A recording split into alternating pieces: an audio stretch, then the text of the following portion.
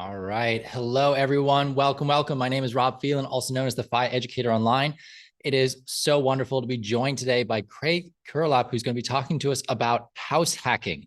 Now, this is the number one budget item on most adults' budgets. So when you think about the big three, it's housing, transportation, and food.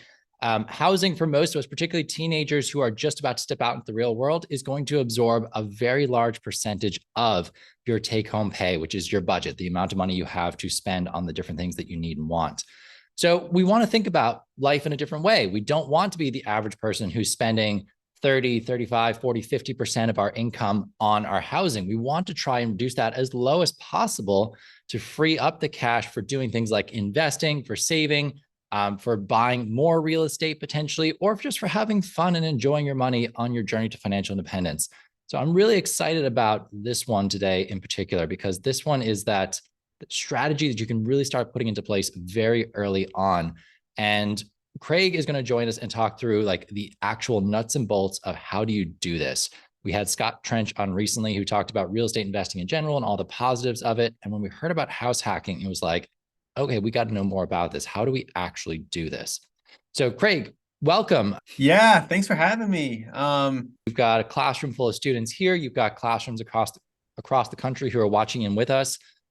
So Perfect. before we get started, tell me about your background. I know you have the FI team, which I'd love to hear more about, and you're the author of, I believe that's the cover of your book behind you, right? The house That's hacking right. strategy. Yep.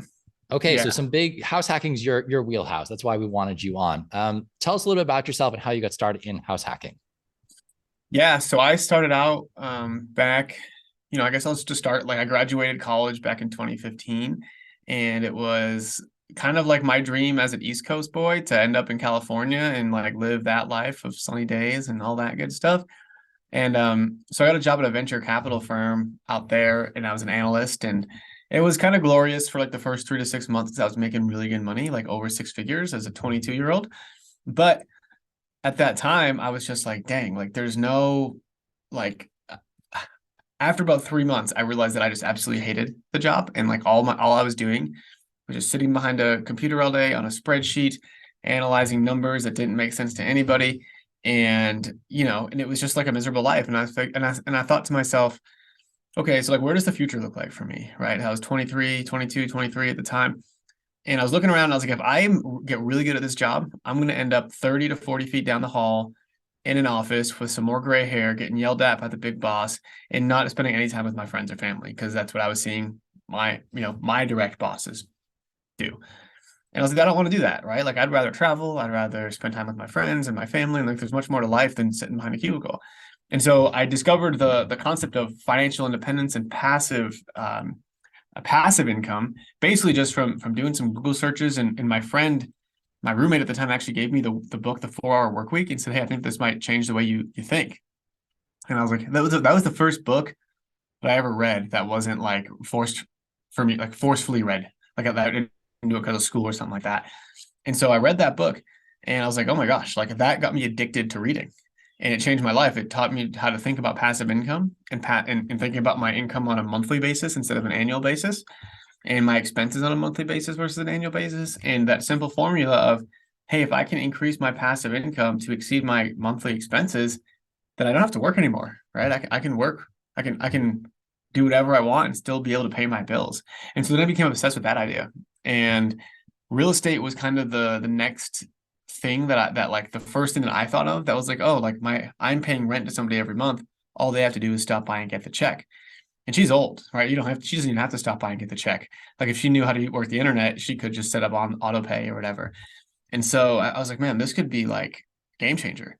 And so then I got into BiggerPockets and all that stuff. And basically every episode, every episode of the podcast I listened to, every webinar I watched, every person I talked to just say like house hacking is the way to go. And it's the way to start. Like you buy a duplex, you live in one side, rent the other, and you build your portfolio that way. And that's what Brandon Turner did. And that's what he was telling me to do. And I was like, okay, I mean, worked for you. I'll do it. And so then um, after doing probably about 5 or 6 months of research on all that, I was like, I need to get the heck out of this job. So I applied to 250 jobs in one weekend. I just read Grant Cardone's 10x. So my goal was 25, but then I said, you know what? No, 10x, 250. And so I applied to 249 jobs in Florida, right? All like $8 to $10 per hour real estate assistant jobs. I just wanted to get in the industry. And I applied to one job in Denver, and that was at BiggerPockets. And I was fortunate enough where I was able to get that job. And that's I'll keep going. No, that's awesome. Yeah. I love a lot of things you said there. One of the ones I want to come back to is the 4 Hour Work Week.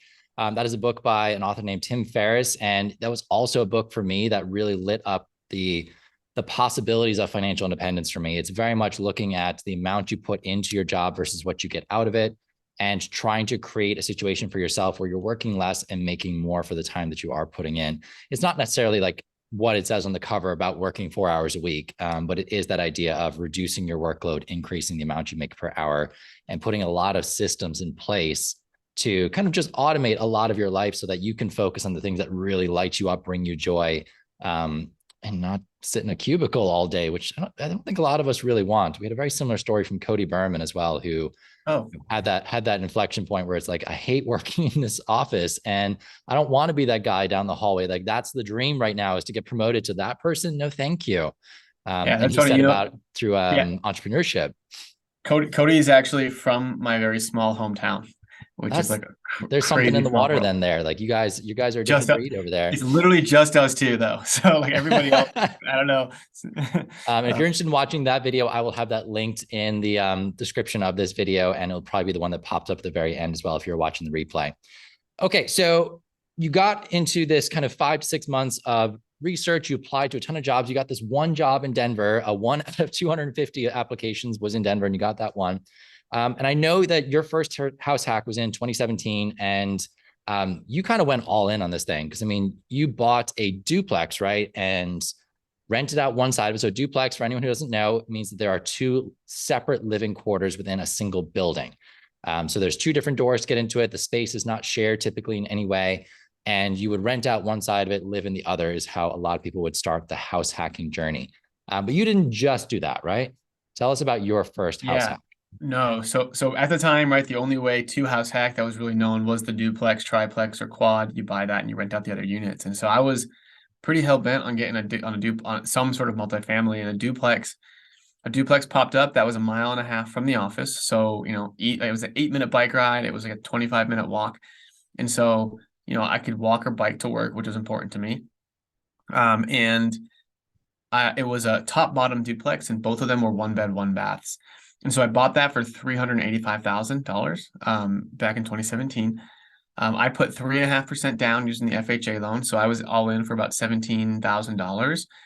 And I rented out the top. And now my mortgage payment on that property was at the time $2,200. And I was getting about $7 for free. And so I wasn't cutting it. And so what I did was I took a page actually from a book where I used to live in San Francisco. A mom of 2 did this in San Francisco. But she put up a curtain and like a room divider in her living room, slept there with her 2 kids while renting out the rooms to afford it. And so I was like, well, if she can do it with 2 kids, I certainly can do it. And so I put up the room divider and the curtain and slept on a futon for a good part of basically a year during that rental property. And that bedroom that I was Airbnb-ing made me $1,100 a month. So now I was getting $1,750 from the top, $1,100 from the bottom, making $2,850 total on a $2,200 mortgage. So I was making about $650 a month while living rent free. And so that was huge, because I went from spending about $1,000 a month or so on rent to now making $600 a month on rent.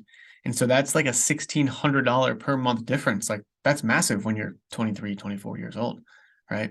Oh, it's a huge swing at that age. And I know you said you were in a high income job in California, but I can't imagine the job at BiggerPockets was a direct salary swap over. So did you have a little drop in salary at this time when you were doing this? Yeah, so I went ahead and I was making all in, like with benefits and stuff, I was probably making about 110,000 in California, which in 2017 was actually like a lot. It's still kind of a lot today, but not as much.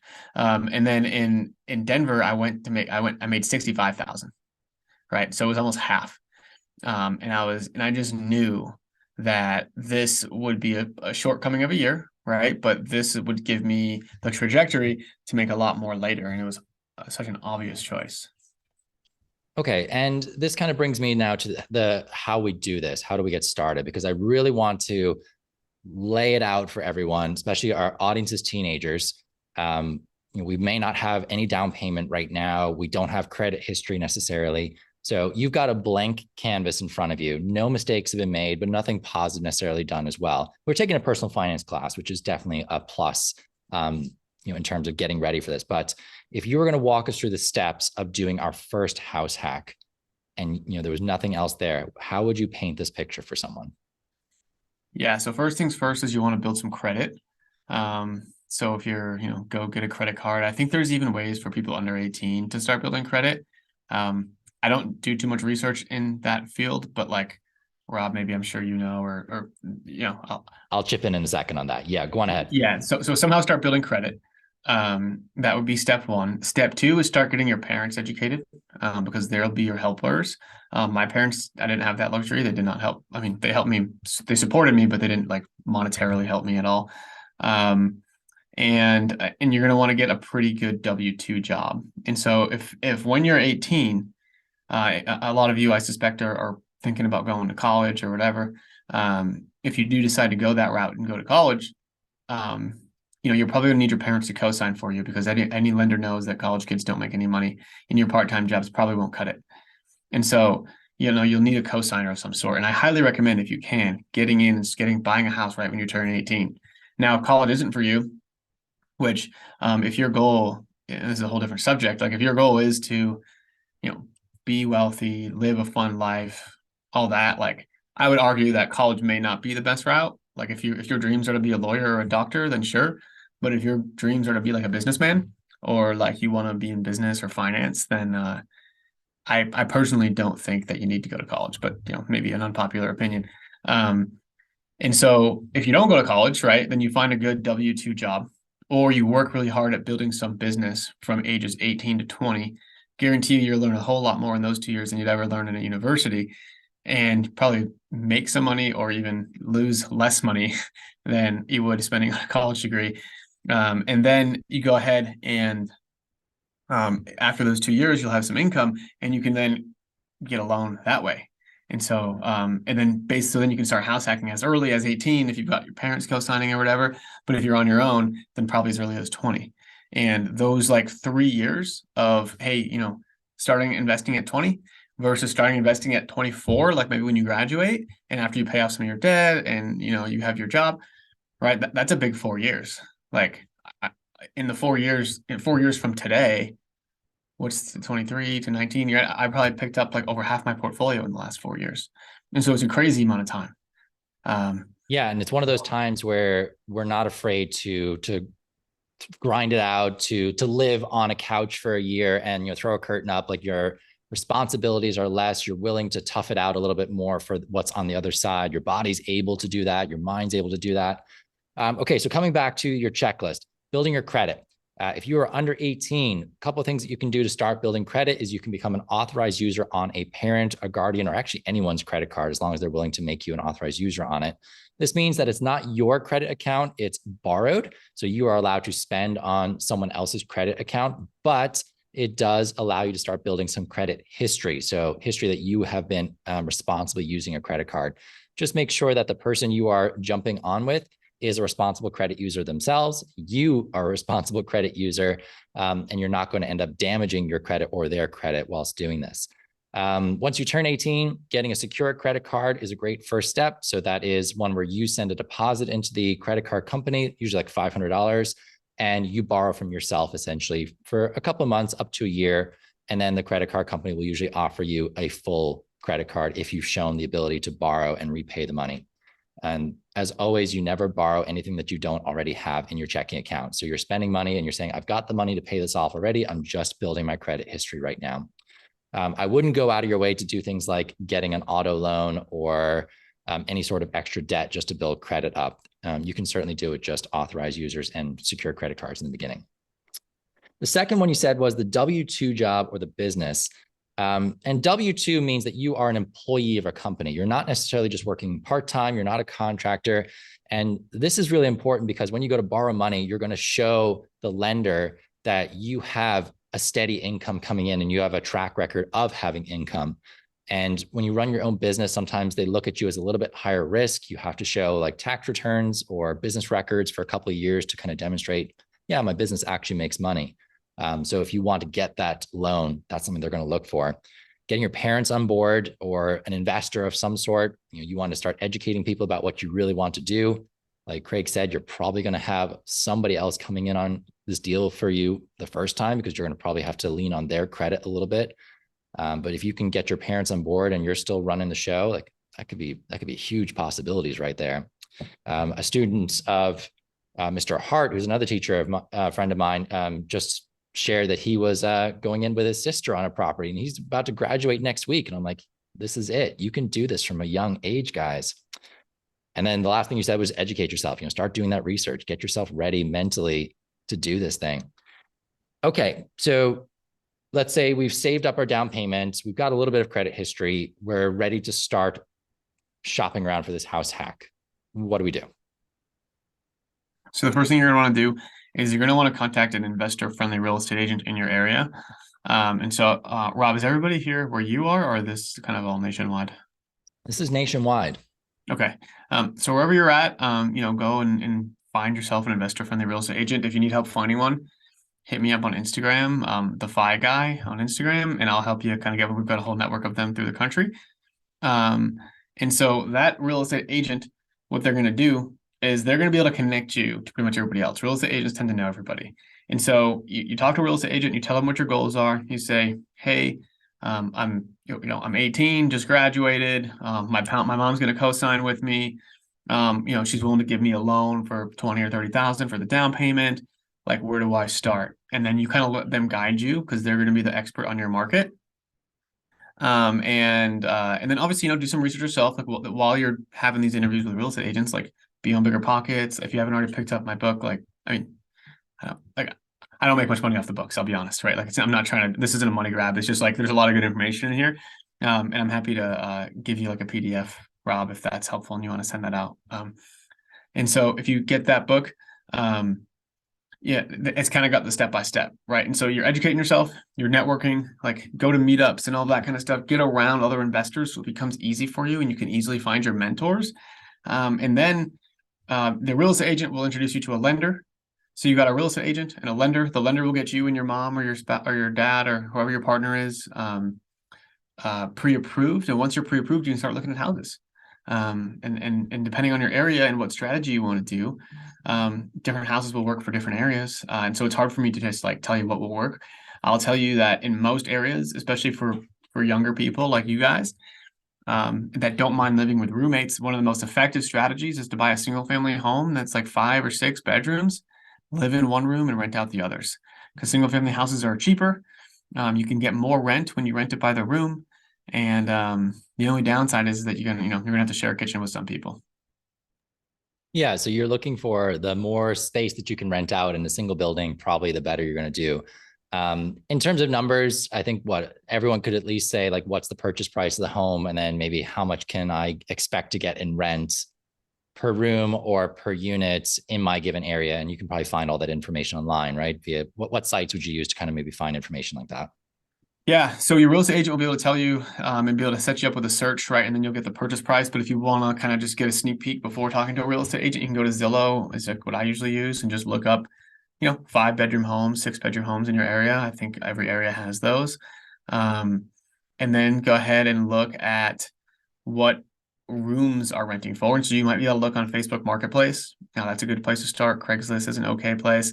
Then there's also these sites that are specifically for room rentals, like Roomies and Roomster. And so I would look on there as well, just to kind of get a feel for what they're going for in your area. And it depends on where you live. Like rent by the room is definitely better. Like if you're in a place where there's more people, like it's a higher density population, and rents aren't super cheap otherwise, right? Like if you're in a place with 10,000 people, you might be able to pick up a duplex or a triplex and actually rent that out. Like I find that those work pretty good in smaller areas, But in bigger areas where the price points are higher, the rent by the room starts to make a lot more sense. Okay. So we kind of got our pathway right now to at least getting the property. We talked to Scott Trench a lot about managing tenants or roommates. Do you have any tips that you would have in terms of managing tenants and other units or roommates that you're living with that you think might be applicable, particularly the roommate stuff? Like, how would you set up a good roommate agreement? Because whether we do a house hack or not, a lot of us are probably going to end up in roommate situations in the near future, because college, you end up in dorms or shared housing. And most of us can't afford to live by ourselves right now, first thing out of high school. So probably going to be sharing a home at some point. Yeah, so the best thing is going to be you're going to need a lease, right? And in that lease, you're going to show your house rules, and those house rules will just basically dictate, like, everyone is expected to like wash their own dishes and keep the common areas clean, like do what you want in your bedroom, but like in the areas where other people are going to be, like make sure your stuff's not lingering around. In the lease, like, it could be in the lease and doesn't mean people are going to follow the lease. And so, but it's there. And so if it's there and they're not following it, they're in breach of the lease, which if they're in breach of the lease, then you're able to kick them out. And so it's just like, if they're really bad, you can do that. But really the management of expectations is huge, and tenant screening is huge.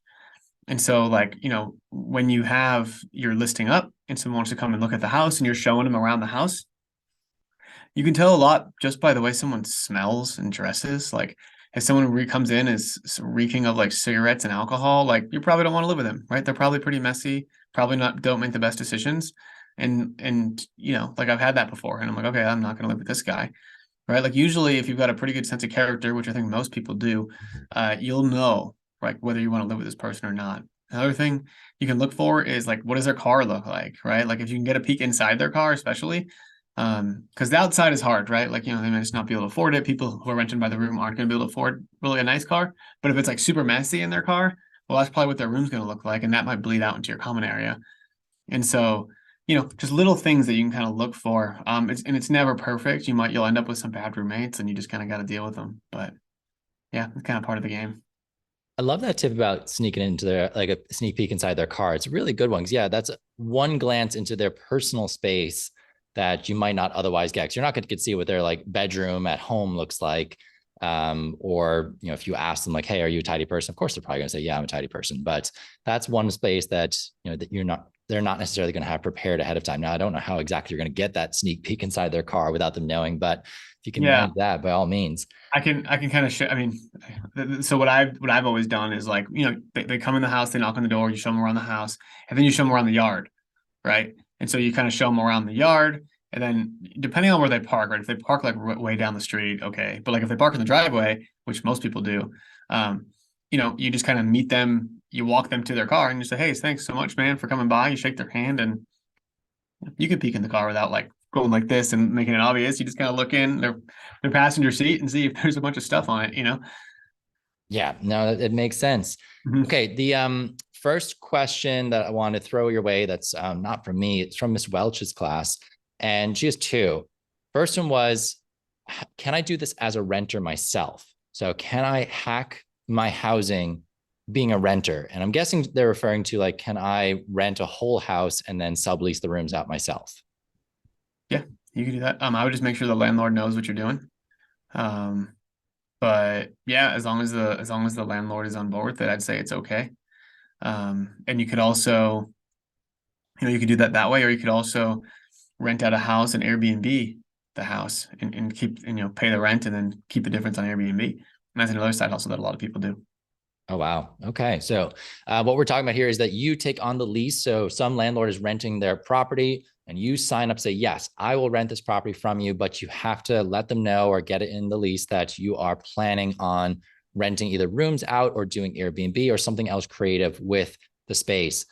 So say you rent a house for $1,200 a month and there's a 4-bedroom house going on in there. So rather than you having a $1,200 a month payment, you're like, okay, I'm going to find 3 other roommates. We're going to take up the other rooms and maybe I will charge them $400 a month in rent. So you effectively get to live there for free while the other 3 are like, okay, $400 a month, that's still cheaper than I could do by myself. And that is one way of doing it. Your name is on the lease, though. Don't forget, you are the one that if things break, the landlord is going to come to you and be like, well, you're the one who signed up with me. So you're going to have to make sure you have your own agreements with your people that you are subleasing to. Airbnb, I don't know much about it. Do you know much about Airbnb? Like, can you give us a little tidbit about how do you actually rent using Airbnb if you want to do something like that?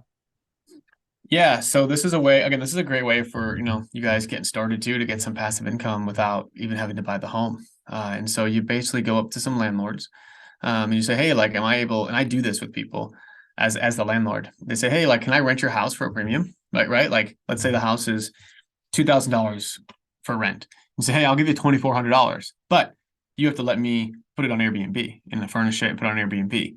And so, in that way, anything in excess of that $2,400 in rent is yours to keep. But you're going to have to manage the property and all of that. And so, as a landlord, I love that because I'm getting 10 to 20% more in rent. I'm not property manager, so that's another 10%. So I'm getting like 30% more of my money on this house. All the while, it's still extremely passive for me. And so I do that all day with people. And your job is to pay me rent every month, and your job is also to make sure that the Airbnb is performing. And so you got to be and there's ways to automate all this too, which is a whole nother subject. But like in most times, for on a short-term rental, you can probably make about double what you would get on a long-term rental. So there's definitely some margin there. Okay. And the second question was, how can a student get started with no down payment? So students got no money, they want to get started. You mentioned on your first property that you went in with 3.5% down, which means that whatever the price of the home is, you have to come up with 3.5% of it yourself as the down payment, and then you borrow the rest. Is that the lowest that anyone can buy a house with? Can you buy a house with nothing? And do you have to let the lender know that you plan on having roommates or running an Airbnb? Yeah, great question. So you don't need to let the lender know what you're doing, though it doesn't hurt if you do. Um, and you can, depending on your income, like there's always, especially for first-time home buyers, there's a lot of different programs out there for you. Like there's 1% down programs. Sometimes there's even just like $1,000 down. It depends on your area. Each area is different. I know in Denver, there's quite a few of them. And so, yeah, I would ask your lender about first-time home buyer programs, see what they can do. For no money, you could ask your mom or dad for some money, like then it's no money in your pocket, and they, pay them back on the loan or as a loan or whatever it is. If you're in a rural area, there's the USDA loans. Those are able to do 0% down. And same with the VA, if you guys are veterans, but I suspect no one would be a veteran yet. So if you go to the military and get out, you can use that VA loan, which is a 0% down. Okay. And then I have another question from Aaron who wants to know, do you have any other success stories of other young people who have done this? So like, do you know any other teenagers who have like done this from the beginning and they've had really great success doing it? Yep, I do. I got two off the top of my head. This kid, Taylor Thompson. He is actually on our team, the fight team. He's a real estate agent. I think he's now 21. He bought his first house hack at 18, and now he's got two or three. He's got some good passive income, and I think that he could have retired before he could drink, right? Like, which is pretty cool. There's this other guy, Jabbar. Do you know Jabbar? I know him through Dan Sheeks. He's Yeah. part of the Sheeks Freaks community, which if you did not see that interview with Dan Sheeks, this is a group for young people 15 to 25 who are super interested in financial independence, particularly with that kind of real estate lens. And they meet like once a month, and it's a community where you can really kind of grow together. I'll put links to that in the description of this video. But yeah, go on. Tell us about Jabbar. Yeah, so Jabbar is out there just crushing it. Like, I feel like he's doing deals every other week. And he's 20, maybe he's 21 now, but he's very young. Started a couple years ago. And I was introduced to him through Dan. Dan is a good friend of mine. And yeah, and so I honestly I haven't seen anybody like fail at this. Like, which is like pretty rare to see any sort of investment where no, I haven't met a single person that has like got a house hack and was like, man, I really wish I didn't buy that house hack. Well, Right. what about like the current environment where we're seeing, so this is being recorded in May of 23. Interest rates have been rising steadily, which makes the cost of borrowing money more expensive. So if you're thinking about doing real estate investing, the cost that you are going to pay to borrow the money to buy this house is now going to be higher. Your mortgage every month will be higher than it would have been a year ago. for the same property. How does that affect the investor? And are there any other risks that we need to know about before we do house hacking? Yeah, I mean, it's definitely, with the higher interest rate, it's definitely harder to make things work. However, like rents are also going up. And this is just a season, right? Like it's all part of the cycle. And in this season, interest rates are high. Prices haven't gone up as much as they have been in the past few years. And so now is actually a good time to buy because you're going to get the prices at a compressed rate because investors aren't really doing anything right now. So there's less competition. So you go ahead and you buy the property, you pay the higher interest rate, and then in a few years, the interest rate is going to probably drop to maybe 4 or 5% is I think where they want to stay at for like the long term. And then you're able to, you're going to have all this cash flow, and people buy homes based on the monthly payment, not on the interest rate and not on the price, right? The price and the interest rate just affect the monthly payment. And so if someone can afford a $2,000 mortgage today at an 8% interest rate, well, they'll still be able to afford a $2,000 mortgage 3 years from now. But if the interest rate is 4%, what's going to happen? The price is going to go up so that it meets that $2,000 mortgage payment again, because that's how the market works. And so it's better to buy this now with the higher interest rates, because once the interest rates drop, a flood of buyers are going to come into the market, and that's going to increase the price. So it's better to own property at that time than it is to not own property at that time. Okay. So yeah, don't be scared by the interest rates. You still have to make your property work in terms of the numbers. So you can't go into it being like, well, I'm going to lose money for the first couple of years, banking on interest rates to come down soon, so that you can start making it work for you. You do want to make sure that the property works for you numbers wise. And I think a big thing is that like you're still looking at it as your cost of housing. So like you may have some cost of housing in the beginning, like, oh, I'm going to be paying $300 a month in rent while I rent out my other room, and that makes up the balance of my mortgage payment. And you're like, cool, $300. It's way less than I would be doing on my own. And then the upside of it is that as things get better or interest rates fall, you may notice that you can raise rent. Your mortgage payment might go down, especially if you refinance it. So you start a new loan at a lower interest rate. And now suddenly your housing payment is zero. So as long as you can afford the mortgage payment by yourself, or at least with the one roommate, you're in a great place to start. And the only place you can go is down in terms of your housing cost, which is really nice. Mr. Hart's class had a question about, when you do a house hack, do you need to aim to make money or to at least break even on it? It kind of depends on where you're at, like where your location is. I would say like if you can at least pay the same in rent, pay the same towards your mortgage that you would in rent otherwise, like it's a good idea. But at the end of the day, like, it's hard to say like buying is a bad thing, because time is the best variable in real estate. And everyone listening is just, you guys are just so young that like, even if you bought a property at 18 and it didn't cash flow for a few years, like if you're able just to keep buying properties, like your second one might make up for the first one, your third one might make up for the first two. And then eventually like the cash flow is cool, right? Like it's cool. But like what makes you actually wealthy is the appreciation.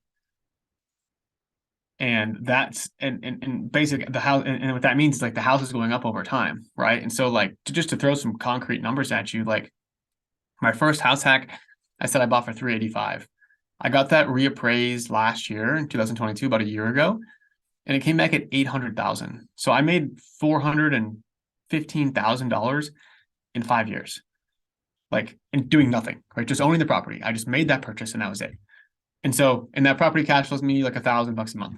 And so $1,000 a month is cool. I'm not upset about that, but $415,000 is a little cooler, I think, right? And then you multiply that by the second property, which wasn't as good. I bought that one for 343,000 in 2018, and now it's worth like 550. So that one is like 150 to $200,000 more. So between those two properties, I've got $700,000 in 5 years, right, from 2018 to 2023. And so it's kind of like it's a game changer. Like it's a game changer because you're going to start off, and one thing that you guys need to learn is and be okay with is that I was making okay money, right? Like 65,000, maybe like 80,000 after a bonus, but I was living behind a curtain. I was living like I was making 20,000 a year. And all of my friends were like, "What are you doing?" Like my parents were like, "Are you stupid? Like, what are you?" I was called a miser by my grandfather. Like and all these like names of all the people that I've loved my whole life giving me advice, and they just didn't get it, right? Like my grandfather worked through 65. My parents, hell, they're still working. So why would I take advice from them? Right? Instead, I'm going to take advice from, Brandon Turner, who was financially independent by 30. I'm going to take advice from Scott Trench, who did it by 27. Right. And so those were the people that I was listening to. And I was taking all that feedback from all my friends and family and just kind of like, yeah, whatever, like I got it. And so I was poor in year one, poor in year two. But then like year three, I quit my job. In year four, I start traveling, right? In year five, I start a business that makes, 7 figures. And eight, and then you start investing in these and you start picking up houses every year. And people are like, whoa, what happened? I'm like, oh yeah, remember that curtain I lived behind? Like that's where it all started. Right. And so it's like that short sacrifice for a year or maybe 2 years. The longer you can sacrifice, the better you'll be. And then you just end up becoming like you're never like anybody else. So you have to get used to not being like anybody because you're going to be poor and you're going to make fun of people driving new Toyotas and you're not driving a beat up Buick, right? And then you're going to quickly surpass them and you're going to be very wealthy and you're going to be like, what do you mean you have to work? Like you can't go on this month-long trip to Thailand with me? Come on. Like, and you try to like, I just went and played pickleball for like 2 hours and everyone there was 30 years older than me. Literally, I was the youngest one by about 30 years. I was going to say, you're too young to play pickleball. What are you doing? It's so much fun, though. It's so much fun. I call it my fun Fridays. I just go and play pickleball with a bunch of old guys. And I like hanging out with older people. But like, yeah, like that's just like some of the things that you can do and mainly because like no one my age can go on a Friday at 9 a.m. and play pickleball for 2 hours. Right. And maybe pickleball is not your sport, right? Maybe it's something else. I'm going to go golfing after this. Right. And so it's just like this freedom that you're able to have. You just can control and dictate your own schedule and do what you want to do.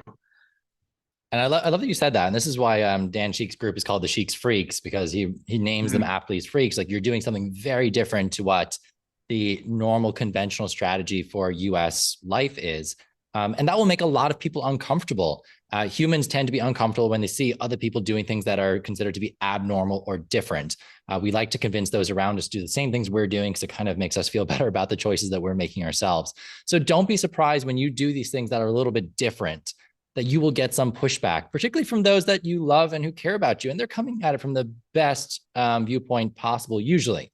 Like they're just looking out for you. They're afraid they haven't done it themselves. And as far as they know, the only way to be successful is to do it the way that they have been taught to do it.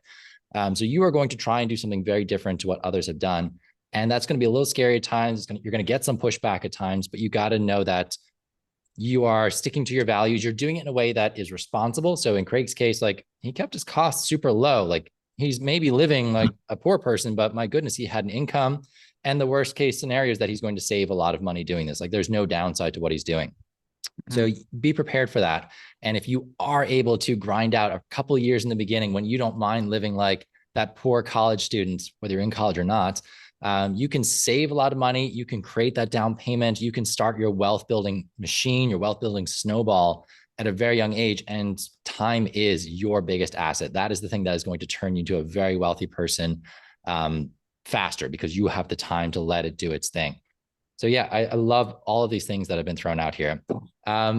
Betsy Marshall asks, how long are you spending on maintenance issues? So as a landlord, as a property manager, how long do you spend or how much of your day is spent kind of caring for your investments? Like never. I mean, I've got property managers. So I just, anything under like $300, I just say, take care of it and don't even ask me. And if anything is more than that, maybe once a year, something comes up and, I have to answer a few emails. Or they just like, let me know on lead. Like it's very, very minimal. Okay. Yeah. So like a property manager is somebody you pay to take care of your properties. They typically will take 10% of the rent that's coming in to do that. Yeah. So if you're like, I don't really want to deal with tenants, you don't have to. You can pay somebody else to do it. And as long as your numbers make sense and you can afford that property manager, you get to move on to the next thing and go do something really fun, like play pickleball at 9 a.m. on a Friday or go golfing. Yeah. All right. To wrap it up, because I want to wrap things up now. The one question I ask all of my guests is, what is the number one piece of advice you would give to teens when it comes to building wealth? I feel like I have different advice every day, but what's on my mind right now is just don't compare yourself to others. because you'll end up like, just stay humble, right? Like stay humble. You're gonna build wealth, right? You're gonna grow. And number two is like, um, don't don't worry about what others think about you. And I know that's like super cliche, but just like really like just take that to heart, because like if you care about what your friends think about you, living behind a curtain or like living with six roommates or whatever it is, or saving like all this money and not going out to eat and doing like making sacrifices now, you're never going to get ahead. You're just going to be just like all your friends. And I can tell you that like I started this at 23, at least learning about this at 23, but my first property at 24. And that was like the earliest at the time, like the earliest anyone would ever do that, right? Like times have changed. Now you guys are much younger, and it's really good. We're doing our job. And I just remember people like lashing at me or whatever. And I was just like, I don't care. And it just ends up like these people like aren't, you kind of like, you shift friend groups. And so don't be afraid to like shift friend groups. You don't need to like not be friends with them ever. Like it doesn't have to end on bad terms. You just kind of like drift away. New people come in. You start surrounding yourself with people that are actually like giving you high fives for closing on a deal.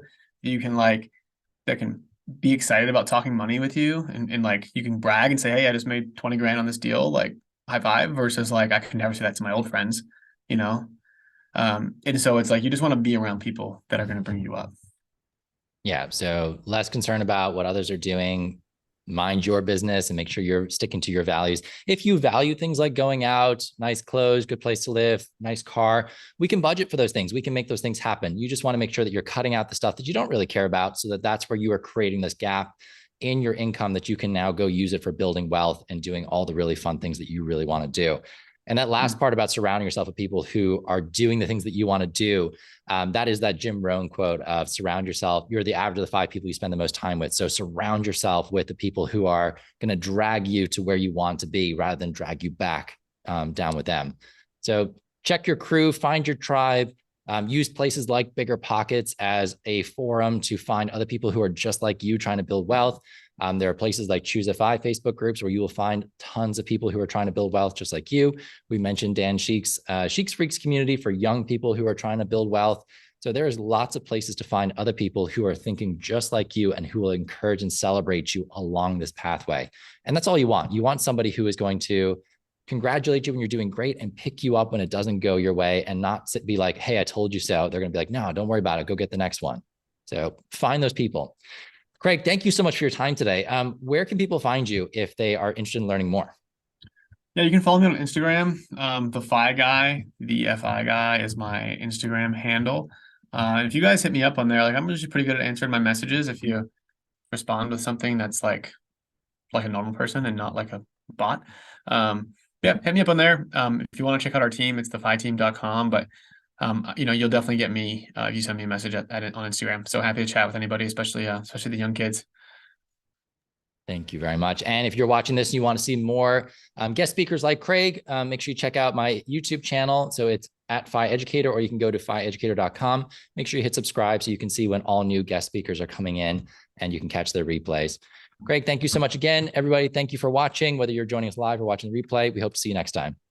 Awesome. Can I take a quick picture for Instagram? Of course. I always forget to do this.